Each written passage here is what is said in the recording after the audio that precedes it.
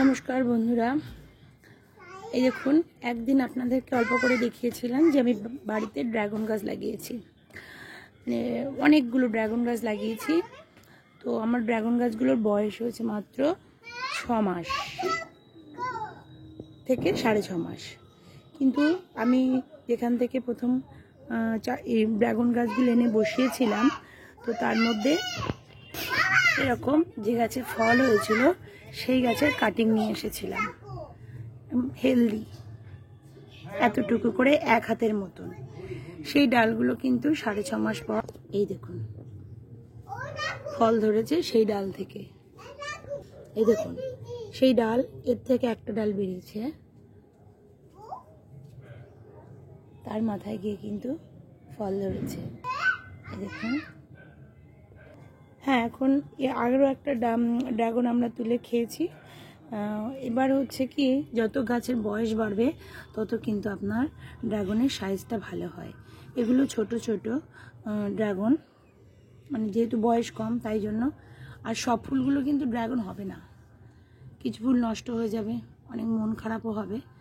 কিন্তু যদি ড্রাগন গাছ লাগিয়ে বছরখানে অপেক্ষা করা যায় তাহলে সব গাছ কিন্তু ঠিকঠাক করেই ফুলও আসে আর ফলও কিন্তু হয়। ড্রাগন গাছ নিয়ে আরও অনেক খুঁটিনাটি তথ্য আমরা একটা খাতায় লিখে জোগাড় করছি। আগে তো যেটা বলছিলাম সেটা হলো যে এই ড্রাগন গাছ নিয়ে আমরা চর্চা করছি, আমরা খাতায় লিখছি, যেটা লোকের মুখে আর শোনা কথায় না, যে দেখছি যে কোন গাছ কীরকমভাবে যত্ন করলে তার গ্রোথ কীরকম হয়। এই যে চূড়ান্ত গরমটা গেল, এই গরমে আমার অনেকগুলো গাছ কিন্তু নষ্ট হয়ে গেছিলো, মানে গোড়া পচে গেছিলো, গোড়াগুলো পচে গেছিলো। এই তীব্র গরমে গোড়া পচে যায় এবং অত্যধিক বৃষ্টিতেও কিছু গোড়া পচে গেছিলো। সেগুলো কিন্তু কাটিং করে আবার নতুনভাবে আমি বসিয়েছি। তো এমতো অবস্থায় আমি এরপর থেকে আপনাদের জানার সুবিধার্থে অনেক কিছু জানবেন।